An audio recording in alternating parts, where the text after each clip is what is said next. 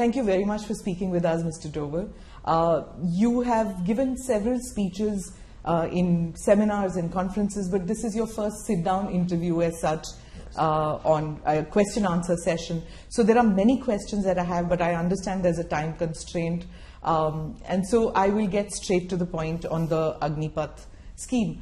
Was there any need to tinker with a scheme which has been working with a process of recruitment and a system of hierarchy which has been in place for so long? Well, thank you very much for this interview. I'm grateful to you, and it's a very contemporary subject which is needs to be deliberated and discussed. I'll tell you, firstly, we must understand security is a very dynamic concept. It cannot remain static. Security is only in relation to the environment in which we have to protect our national interests and in which we have to protect all our national assets. In this context, if we see, the whole world is undergoing a great change. The wars are changing their complexion. Increasingly, we are going towards a contactless war. We are also going towards a war against the invisible enemy. Technology is taking over at a very rapid speed. So what was good for yesterday is not necessarily good for tomorrow. जो हम कल कर रहे थे वही भविष्य में भी करते रहें तो हम सुरक्षित रहेंगे, ये संभव नहीं है. यदि हमें कल की तैयारी करनी है तो हमें परिवर्तित होना पड़ेगा. आवश्यक इसलिए था कि ये सारी का सारा जो एनवायरनमेंट है भारत के चारों तरफ सारे संसार के अंदर में वो बदल रहा है. दूसरा, इसको एक परिप्रेक्ष्य में देखने की जरूरत है. There is a need to look at it in a perspective. ये अग्निपथ अपने में कोई योजना नहीं है. यह अग्निपथ अपने में कोई स्टैंड अलोन साइलो नहीं है. प्रधानमंत्री नरेंद्र मोदी जी जब सत्ता में आए 2014 में, तो उनकी सबसे बड़ी प्राथमिकता, one of his prime priority was how to make India secure and strong. And that required many avenues, that required many steps, multitude of them. Broadly speaking, they come under the four heads. It requires equipment, it requires change in systems and structures, it requires change in technology, it requires change in manpower, policies, and they have got to be futuristic. कल और भविष्य की तरफ देखते हुए हमारे को इन चारों क्षेत्रों में अपनी प्रगति करनी है. आपने देखा होगा, अगर आप पिछले 8 सालों के अंदर में देखें तो स्ट्रक्चरल एंड सिस्टमेटिक चेंजेस बहुत सारे हुए हैं. मान लिया जाए कि सीडीएस का वो था, पिछले 22-25 साल से पड़ा हुआ था, ये डिमांड थी, ग्रुप ऑफ मिनिस्टर्स की रिकमेंडेशन थी, लेकिन राजनीतिक इच्छा शक्ति न होने के कारण ये इंप्लीमेंट नहीं हुई. हमारे यहां साइबर थ्रेट्स पैदा होने शुरू हो गए थे. डिफेंस साइबर एजेंसी का निर्माण एक स्ट्रक्चरल एंड सिस्टमिक चेंज था.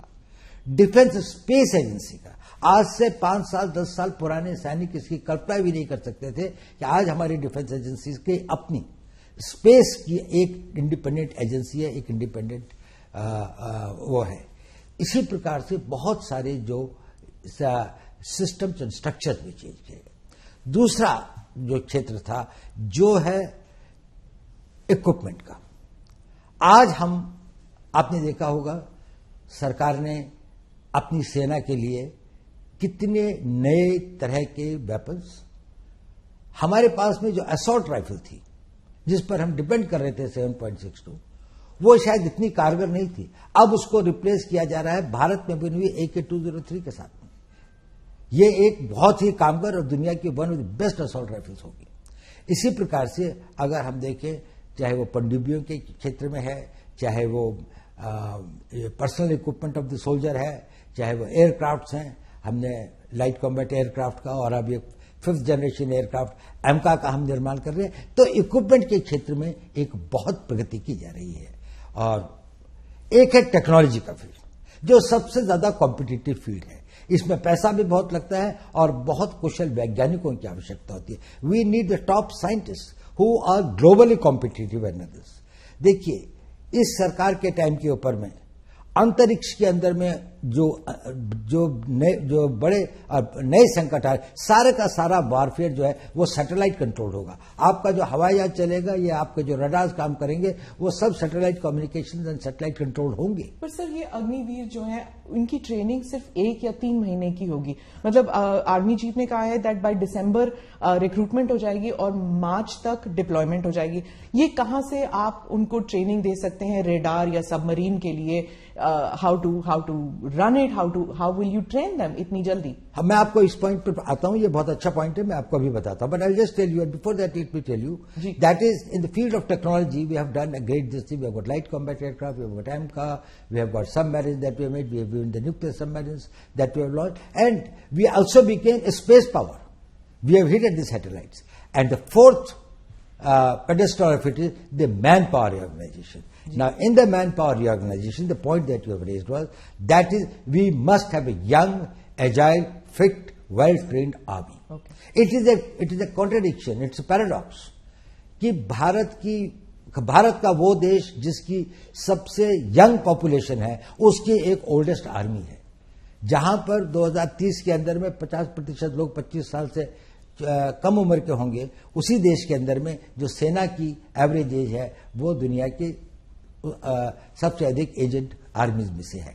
तो हमें उसको ठीक करना था। अब आपने प्रश्न किया कि यदि हमारे को अग्निवीर बनाते हैं या हम अग्निपथ के रास्ते पर चलते हैं तो किस प्रकार से हम उनकी ट्रेनिंग और उनको इक्विप कर पाएंगे इन नई चुनौतियों का, to meet the new challenges and the threats. Will they be competent enough? Now let me tell you one thing. First point you must understand, Agniveer will never constitute the whole army. Agniveer केवल पहले 4 साल में recruited जवान होंगे। बाकी लोग जो होंगे जिनका की proportion एक बहुत बड़ा होगा, वो अनुभवी होंगे, they will be experienced, they will be trained and other, and these agniveers, those who become the regulars eventually, will go through more intensive training, will acquire the experience, will become more battle worthy and more experienced over the period of time. So Indian Army at any point of time will have a large number of people who, though recruited as agniveers, but had been specially selected for their suitability, for their fitness, for their agility, for their motivation and for their aptitude for the job, and also did not have that sort of the personal problems by which they would like to leave the army and settle for something which is more stable and a personal life. So these persons will be well trained. So it is not only that the Indian Army will be having only this component. Yes, the Indian Army will constitute at the level of the Jawans and the ORs who have been recruited through the process of Agniveers, specially selected, whose work, whose performance has been monitored and digitally monitored through various complex processes over a long period of time. Selection is one part. Even when you select people who are physically fit and others, it's a very small thing. But when we observe them over a longer period of time, we are able to see that what sort of material do we have which will make the ideal soldier for the future. Imagine the army of 15 years heads in which all those who have been recruited have come through the special 4 years probation period and then gone and joined the army. See their technical skills, see their motivation, their physical fitness and others. They will all be the people who will probably the cream of the Indian Army. Right. So my first question will be, I will go later into those who are not being amalgamated, but first about those who are going to be amalgamated into the service. There's already a system of your regiments and corps. Will it not demotivate somebody who has gone through the NDA, who's gone through the rigorous training process earlier, and then they'll see them as Johnny come latelys, abhi aaye hain, abhi fauj mein ghus gaye hain, and they're already getting the benefits that we were getting, but we had to put in so much more hard work. So will it cause a disruption, and will they be seen as lesser soldiers? देखिए, सेना में जाने वाला हर recruit fresh होता है, चाहे वो regular में जाए, चाहे वो अग्निवीर की तरह जाए, चाहे से 15 साल पहले जाता था, उसकी भी पहले 1 महीने की सर्विस होती है, फिर 6 महीने की होती है, फिर 1 साल की होती है। वो शुरू नहीं होता है 15 साल की या 12 साल की सर्विस के साथ में। एक बात, जहां तक रेजिमेंट्स का सवाल है, इसमें 2 बातें समझनी चाहिए। ये जो रेजिमेंट्स का कंसेप्ट है, इसको कोई टिंकर नहीं कर रहा है। अगर रेजिमेंट्स हैं तो आर्टिलरी की रेजिमेंट्स रहेंगी, आर्मर्ड कोर की रेजिमेंट्स रहेंगी, इलेक्ट्रिकल मैकेनिकल इंजीनियर्स हैं या इंजीनियर्स हैं या बाकी सारे हैं। ये जो रेजिमेंटल, कभी कभी इन्फेंट्री की कुछ यूनिट्स के अंदर में बारे में लोगों को भ्रम है। पहली बात तो अब कोई कास्ट बेस्ड रेजिमेंट्स बहुत कम बची हैं, सिर्फ 2 या 3 हैं जो कि अभी भी प्योर उसी एरिया के क्षेत्र को करते हैं। और ये एक कॉलोनियल लेगेसी है। अंग्रेज ये चाहते थे कि कोई भी चीज पैन इंडिया ना हो, और वो ये चाहते थे कि उनको किसी न किसी वर्ग में बांटा जाए और उस वर्ग या क्षेत्र के प्रतिनिधि के रूप में जाए। उनका कोई नेशनल पर्सपेक्टिव नहीं हो, क्योंकि इससे उनके अपने कॉलोनियल एम्पायर को एक खतरा था। देखिए, मैं आपको बताता हूं, इसी इंडियन आर्मी को फर्स्ट टाइम ये नेशनल आर्मी के रूप में कब आई? आजाद हिंद फौज की तरीके से, when it became the Indian national army.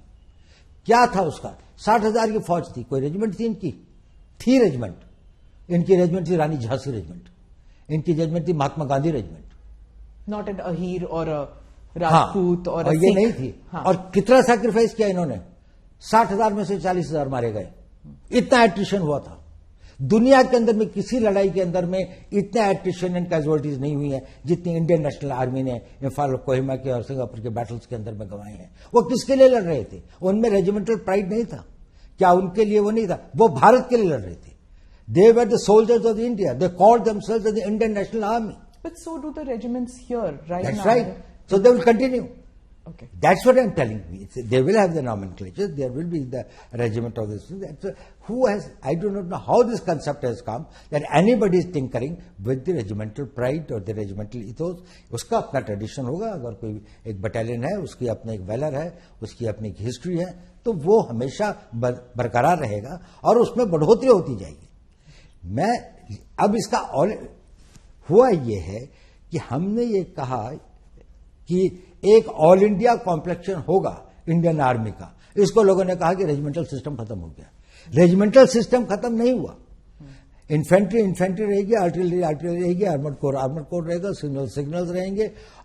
Infantry के अंदर में भी ग्रेनेडियर्स हैं, के अंदर में गार्ड्स हैं, रेजिमेंट ऑफ गार्ड्स है।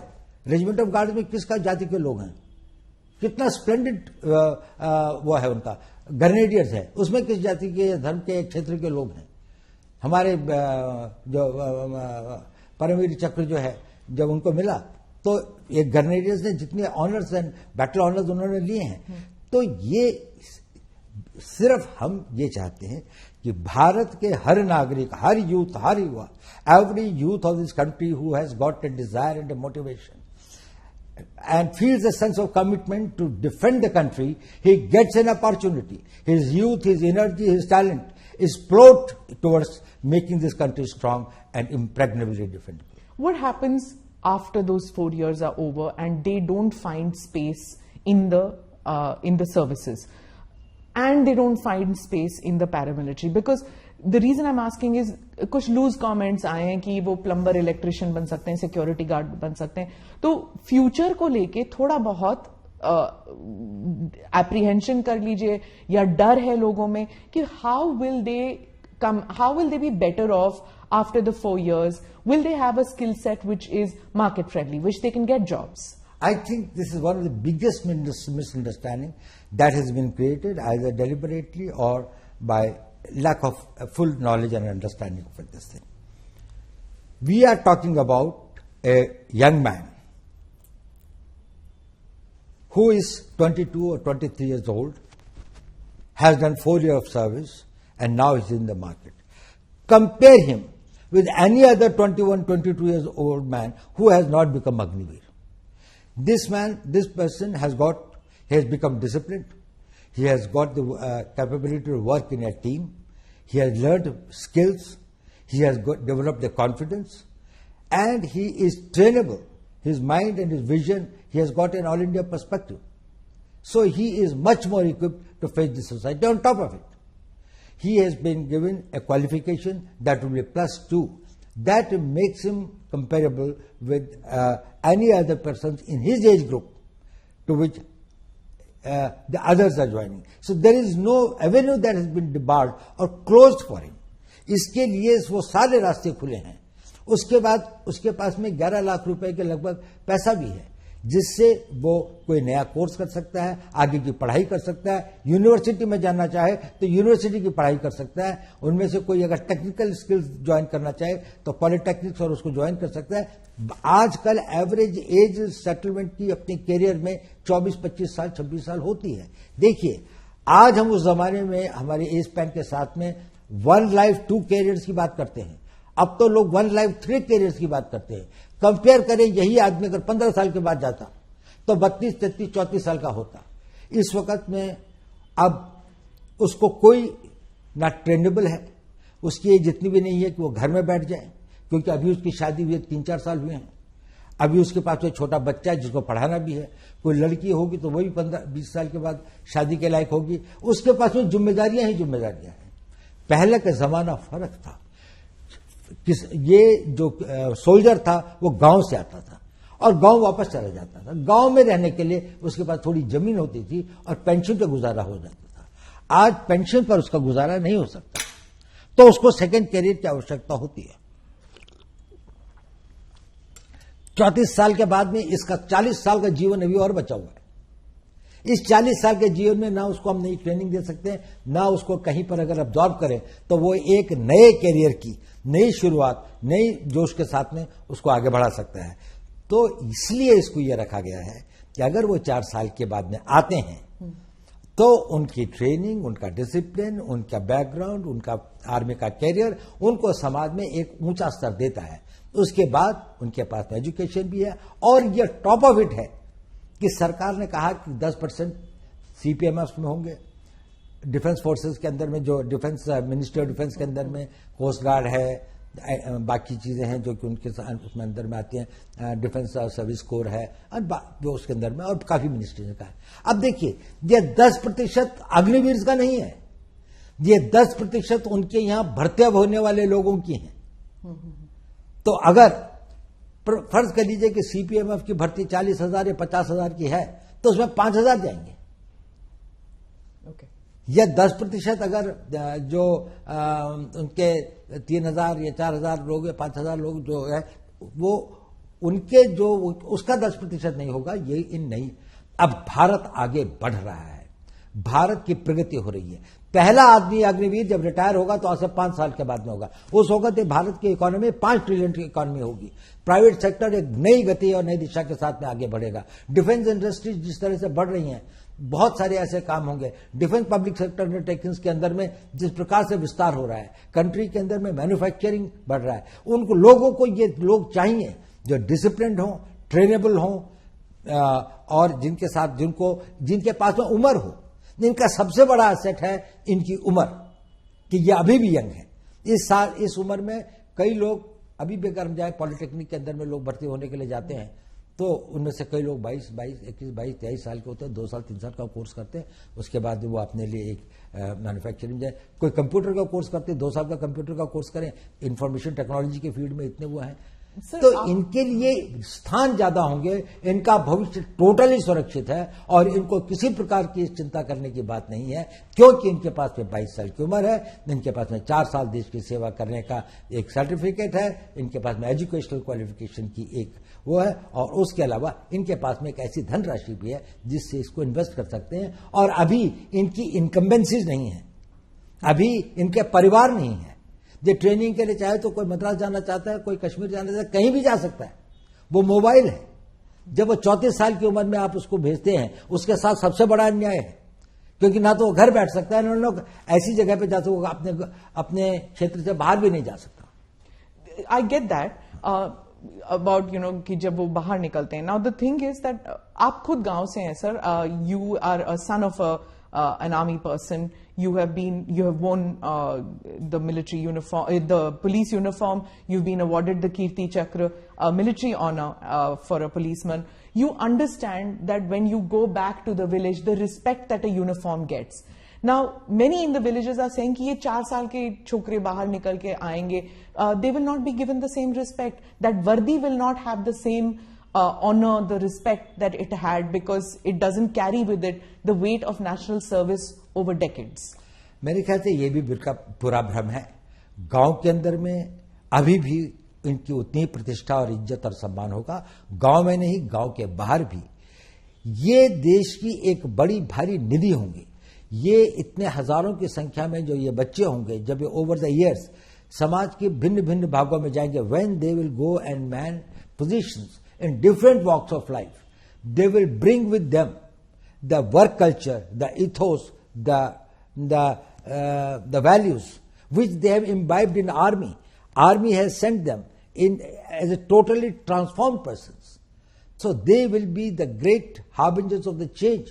वो परिवर्तन को एक नई दिशा देंगे। और ये जो लोगों को भ्रम है कि इनका सम्मान और इनका वो नहीं होगा, ये बिल्कुल गलत है। मेरे ख्याल से अग्निवीरों को उतना ही सम्मान होता है। आज भी कितने लोग अपनी कोशिश करते हैं, पारिवारिक कारणों से सेना को छोड़ के कभी कभी आना पड़ता है। कुछ लोग हमेशा से पहले कलर सर्विस कितनी थी, 1962 तक तो 7 ईयर्स थी। उसके बाद में भी समय समय पर इसने ये कहा गया है कि इसको वो किया जाए। तो 7 ईयर्स की कलर सर्विस के बाद में जो आदमी जाता था उसको क्या सम्मान मिलता था, इसको अधिक सम्मान मिलेगा क्योंकि इसके पास में आगे का कैरियर भी है। Sir, if this scheme was so overdue, so necessary, keeping in view that wars have changed, the nature of wars have changed, and the nature of the requirement of manpower has changed for India, अगर ये इतना overdue था तो इसके against इतने protest, इतने sudden protest क्यों हुए? देखिए ऐसा है, इसमें दो तरह के प्रोटेस्ट या अपोजिशन है मैं कहूंगा। एक तो ये है जो कंसर्न है, वो देशभक्त भी हैं, उन्होंने देश की सेवा भी की है और अपने जीवन का बड़ा भाग जो है देश के लिए अपनी जानों की बाजी भी लगाई है। उनको फियर ऑफ अननोन है और जब भी कोई परिवर्तन आता है, any time that a change comes, उसके साथ में जुड़ी हुई anxieties and fears are always there.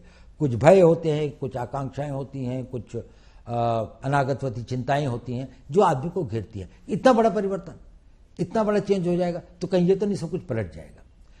तो ये हम इसको समझ सकते हैं। इसके लिए आपने देखा होगा, यदि आपने 15 तारीख जून के बाद में जैसे जैसे इन लोगों को अधिक सूचना और पूरी बात का पता चल रहा है और भी बातों का समय के साथ पता लगेगा, वैसे वैसे ये लोग इसको समझ रहे हैं कि ये तो हमारी बड़ी पुरानी आवश्यकता थी, इसमें हमारे वेटरन्स भी शामिल हैं और ये एक अच्छी चीज है। उनके कंसर्न हैं कि इनका क्या होगा। अब उनको पता लग रहा है कि इनके लिए भी एक भविष्य निश्चित करने की योजना है।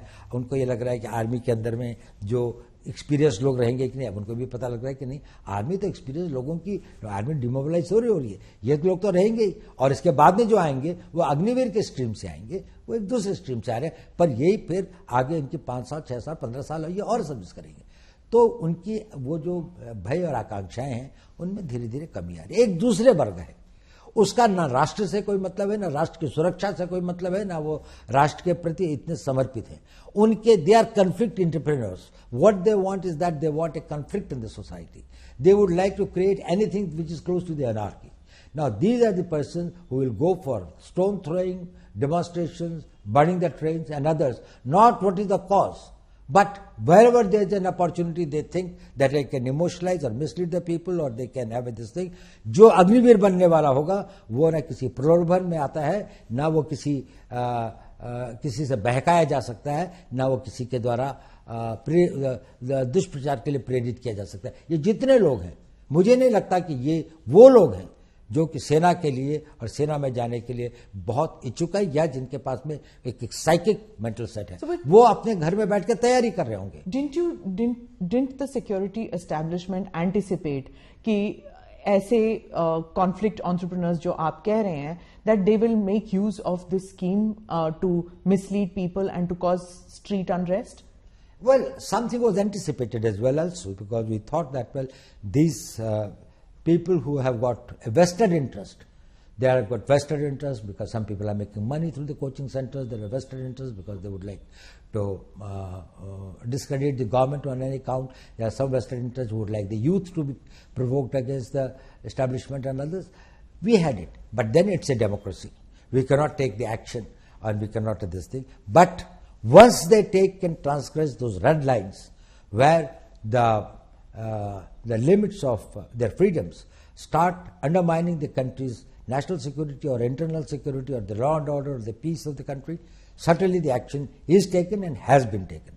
So you think that, in your opinion, street protests are justified to a certain extent in a democracy? Do you agree with that? Well, I think that the protests or the raising a voice, expressing your resistance is justified and is permitted in a democracy. But this vandalism, but this violence, it is not permitted and will not be tolerated at all. So our security forces, I mean the state police, I mean out here, they were just not equipped to handle it. We saw for hours together coaches burning.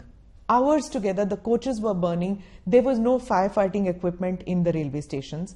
Railway police हम सिर्फ देखते हैं marching, but वहां पे कोई railway police नहीं थी. 4-5 घंटे trains were burning. We've seen protests with regard to, the earlier protests also. 1 week they've been going on with regard to prophet remarks or with regard to anything. Policemen crying, sir, forces bhej dijiye. The impression one gets is that these reforms which you are bringing about in the forge, it's probably more needed for civilians, for the police. Well, I think reforms are required at various fronts. There's no doubt about it. I totally agree. Reforms are required in police, but it's such a huge country of 140 crore लोगों का देश है. इसके अंदर में कहीं कहीं जब कोई घटनाएं होती हैं, उसमें कहीं पर पुलिस की गलती होती है, कहीं पर सर्कमस्टेंसेस ऐसे होते हैं, कहीं पर सूचना का अभाव होता है. These are the things that it happens. They should be investigated, they should be corrected, lessons should be learned to see that they are prevented. There is no justification in case the violence takes place. So, आप conflict entrepreneurs की बात कर रहे थे. As far, I understand that you cannot divulge much about it, but आपने coaching centers की बात की. Is there also a political element that was funding maybe, or that was pushing these young men onto the streets to pick up stones? Well, in many cases, the FIRs have been lodged. Wherever there have been incidents of violence, people have been identified. There have been TV cameras and others. Probably it's only after the due investigation that we can say that which were the forces behind it and who did it and why did they do it.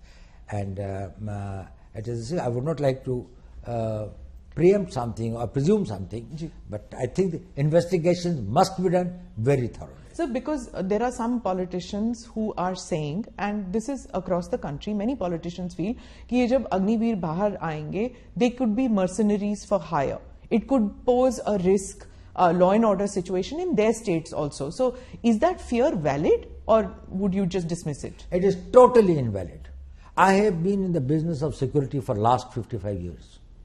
I can tell you, if there is any guarantee in the society to keep peace, stability, rule of law, it will be the citizenship and the civilian population of this country who have to become law-abiding. And you will find the best of the law-abiding citizens in this youth who will not only abide by the law, but will make others and will be the harbingers and the nucleus of the people who will have a national sentiments, who will protect the national interest and create that environment.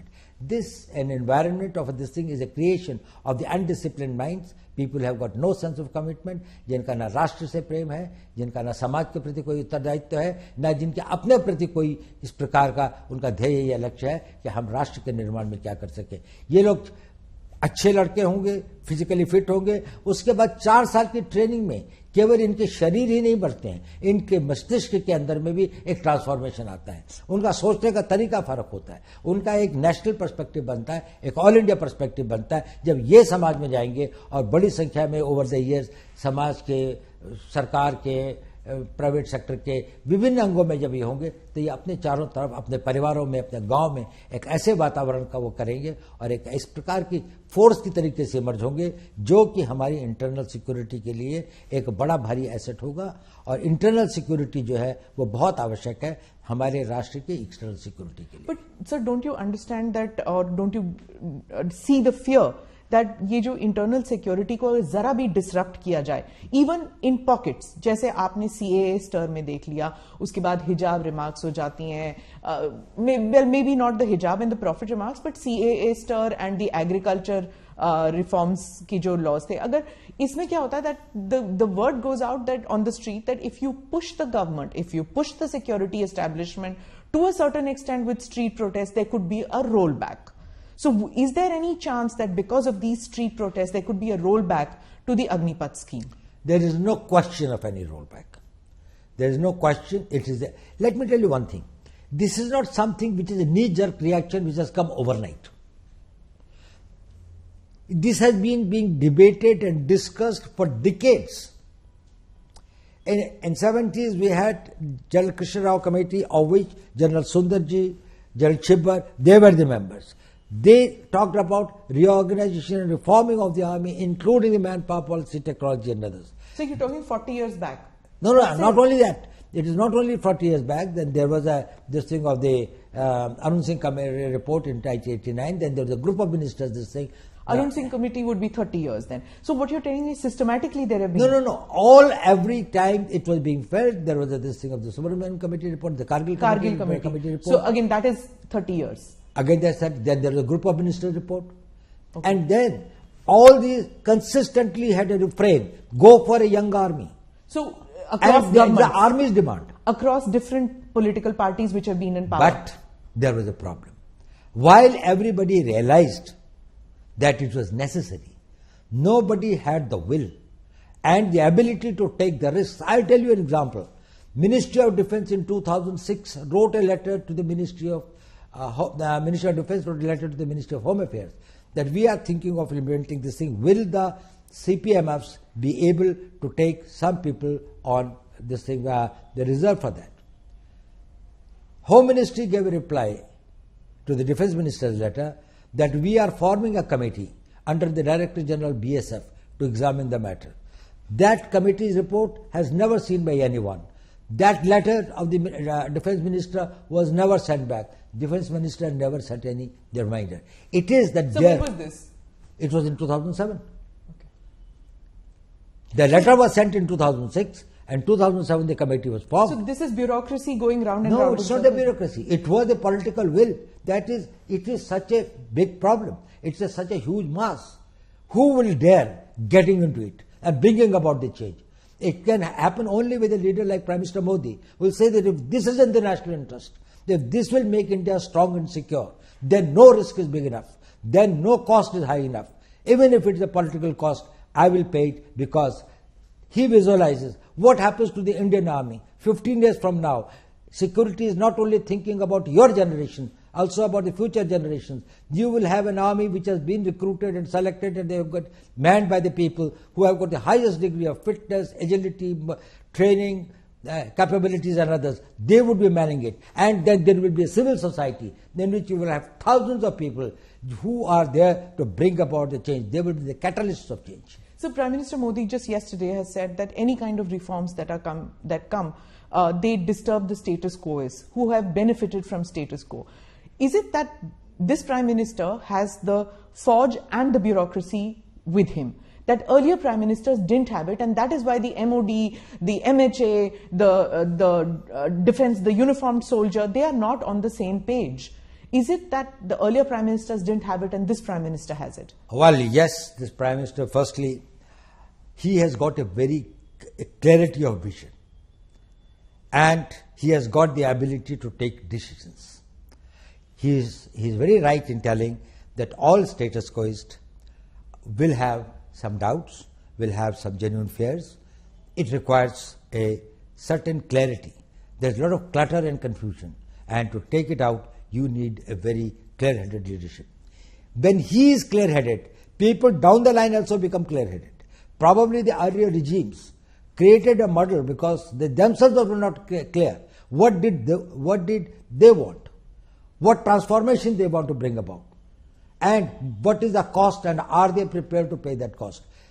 With the Prime Minister, I think the entire army, and let me tell you one thing, late General Rawat, he is not here, he was one of the persons who was spearheading it very this way. Successive army chiefs in the last few years, I think it has been going on for last 3 years or something like that, that we had been deliberating and thinking and this thing like that. I had seen large number of meetings over this thing and other. Smallest point, smallest detail has been gone into, and there is a total support, there is a total commitment, there is a total desire, and also an enthusiasm about bringing about this change. That these doubts were in our minds also. We resolved those doubts. Okay. We tried to find out how we can minimize that, how we can mitigate the possible threats and the dangers. So you've been with Mr. Modi since he took office in 2014. There's been a doctrinal shift in India's relations with Pakistan since he's become Prime Minister, since you've been the NSA. You've seen several regimes change in Pakistan. Do you think, from a security perspective, is it possible for this kind of, I will not talk to you, you have to stop terror, till then I will not talk to you? And can nations prosper with that attitude going forward? I'll tell you one thing. We cannot have peace and war at the choice of our adversary. If we have to protect our interests, we will decide when and with whom and on what terms we will have peace. When our core interests are involved, there is no question of peace at any cost. There has got to be a peace. We want very good relations with our neighbors, Pakistan included. We would like to have good relations with them. We would like to have very normal relations with them. But certainly the tolerance threshold for terrorism is very low. We certainly would not like to make our citizens as sitting ducks for the terrorists who come and this thing. Thank God, and I think I must this thing to the God. In last 8 years, this country has not seen any terrorist this thing except Jammu and Kashmir, which has been this thing of a proxy war. So it's a different type of a proxy war. Just before that, see, between 2005 to 2014, we had Bombay, we had Pune, we had Kanpur, we have got Delhi, we have got this whole range of this, Bangalore, Ahmedabad, and other. What was the whole range of this thing the country was being this way? If we were not firm, if we were not very decisive, if we did not have the clarity, we will fight it. And we will not beg for peace at any terms. So you spoke about Jammu Kashmir, so I have to say this because we saw that when Article 370 was taken back, you went there. You went to Kashmir, you spoke to the people. We saw that happening. What do you have to say to people who are victims of these lone wolf attacks which are happening? Yes, I agree that that terrorism as such from Pakistan is gone, but then these are these lone wolf attacks, soft targets which are going. How will you cope with that? How will terror end in every form in Kashmir? Well, this is a problem of security, and we are dealing with it, and we are dealing with effectively. Firstly, you must understand one thing. Post 2019, the mood and the temper of the people of Kashmir has totally changed. People are no more in favor of Pakistan, in favor of terrorism, in favor of this thing. You can see. Where is Hurriyat today? Where are those Bandh calls? Where is this Friday Hartals? They have all gone, this thing like that. But some individuals, some young boys who are misled or who are this thing, they are getting into this thing. We are doing our best to persuade them. Their families are trying to persuade them. A lot of change has come about, but still there are few persons and some individual tanzeems, the militant organizations and others who are still operated and go by a mistaken notion of their beliefs or whatever is that they want to be the Fidains and they want to come. They do create problems for us. We are fighting them. And we are fighting them with total resolve. There is no way to deal with the terrorists. We don't deal with terrorism. We have to deal with the terrorists. And terrorists, their equipment, their weapons, their explosives, their money, and we on all fronts are trying to tackle it.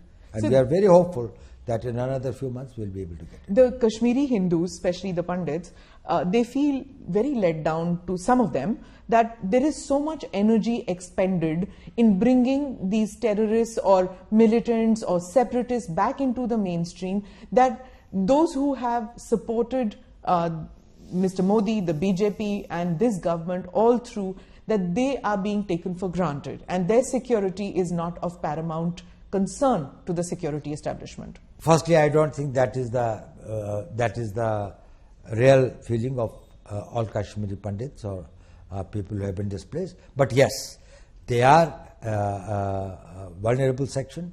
They need protection. They have got to be protected. Government has taken various measures in the past.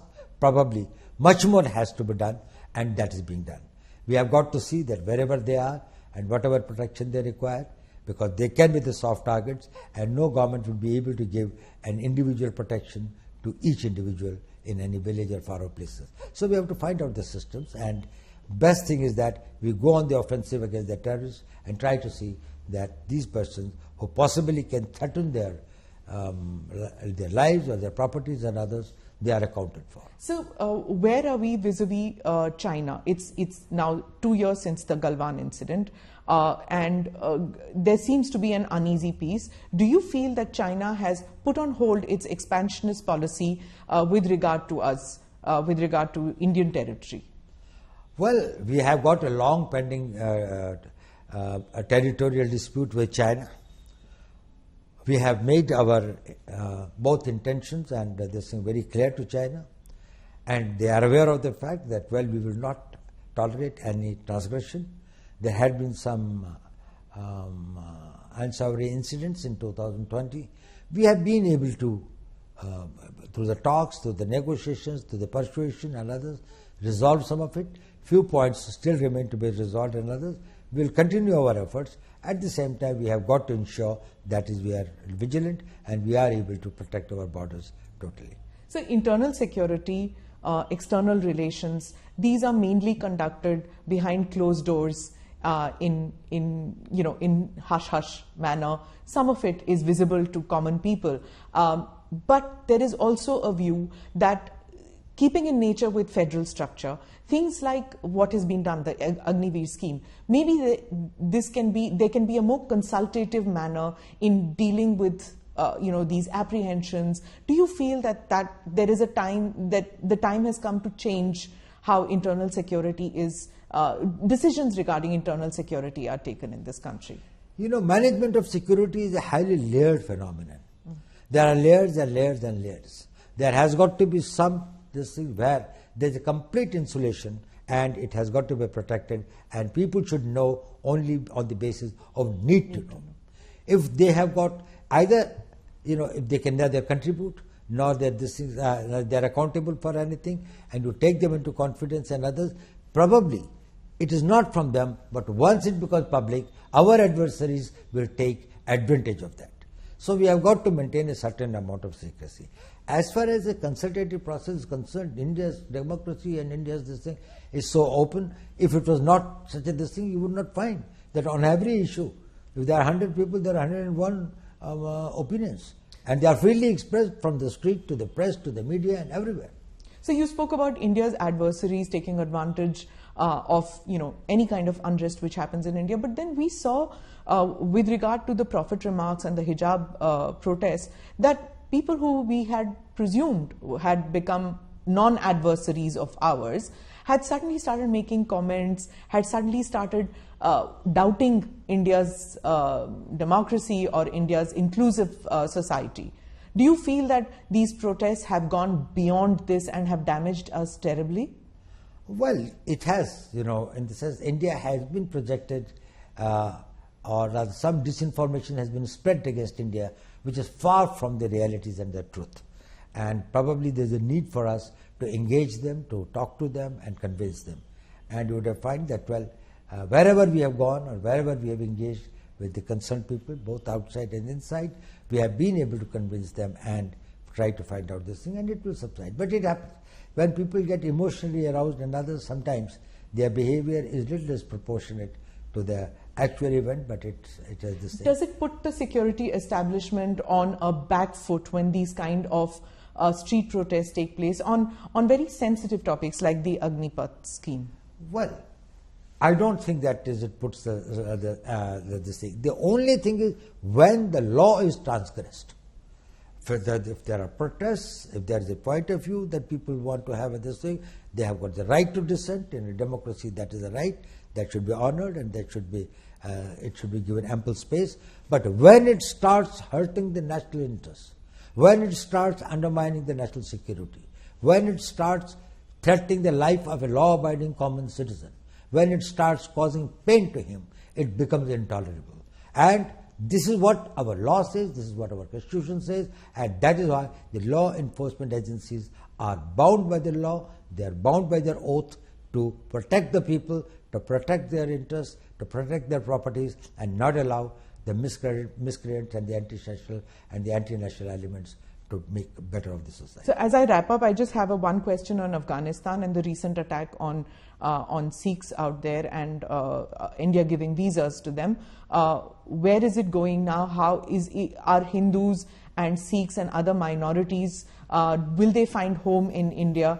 Will there be, will we increase the number of people that we take from Afghanistan into India? What happens with CAA? Will that come into force? Well, I think it's very clear. CAA very clearly says that in our neighborhood, in case any of these the minorities there are on the basis of their religion are persecuted, we will give them. We have given the visas to a large number of Sikhs, and I think as the flights are available, some of them will be coming back, and others will apply. Probably will look at their cases very, very sympathetically. So it was a very unfortunate incident. It should not have happened, but there are forces. The terror and this thing, violence, they are the things in which we have to live with in the modern times. But Government of India is doing everything, and it has assured the Sikhs there and the Hindus there. I think there are very few Hindus left there, but they have assured them that India will stand by its commitment and by its assurances. So towards the end, do you have any message for youth who feel disillusioned and disheartened that maybe some of them were part of the protest, regret it, and would like to take the agniveers? Is it over? Are the doors shut for them? Well, as far as the message to the youth is concerned, ये message बड़ा clear होना चाहिए कि सेना में जो लोग जाते हैं वो केवल पैसे के लिए नहीं जाते, वो एक जज्बे के साथ जाते हैं. उनमें देश प्रेम होता है, उनके अंदर में राष्ट्र की भक्ति होती है, उनके अंदर में यौवन की शक्ति होती है. वो इसको इन्वेस्ट करते हैं अपने आप को और सोचते हैं हम देश के लिए क्या कर सकें. अगर वो भावना नहीं है तो आप इस करियर के लिए नहीं बने. इसमें केवल हम उन्हीं यूथ को चाहते हैं. आपकी ट्रेनिंग कितनी है, आपकी फिजिकल फिटनेस कितनी है, यह आवश्यक है, लेकिन इससे भी ज्यादा आवश्यक है कि आपकी मानसिकता क्या है.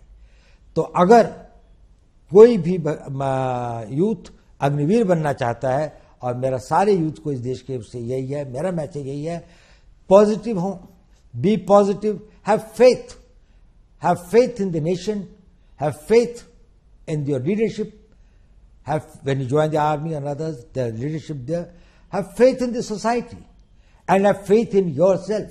That is the most important thing. Swami Vivekananda कहते थे, पुराना धर्म कहता था कि नास्तिक वो है जो ईश्वर में विश्वास नहीं करता. नया धर्म ये कहता है कि नास्तिक वो है जो स्वयं पर विश्वास नहीं करता. अगर आपको अपने ऊपर विश्वास है तो आपकी फिजिकल फिटनेस, आपकी मेंटल फिटनेस, आपकी ट्रेनिंग, आपकी और आपकी आयु को देखते हुए आपके लिए सारी दुनिया पड़ी है. You can conquer the world, the whole world is for you. अगर आप डिमोरलाइज्ड हैं, अगर आपकी नेगेटिव थिंकिंग है, तो आपको सारी चीजें पॉजिटिव होते हुए भी भविष्य अंधकार में दिखेगा. भविष्य में आस्था रखिए, अपने में विश्वास रखिए, और आपका भविष्य बहुत उज्जवल होगा. धन्यवाद Doval ji. Thank you so much for speaking with us.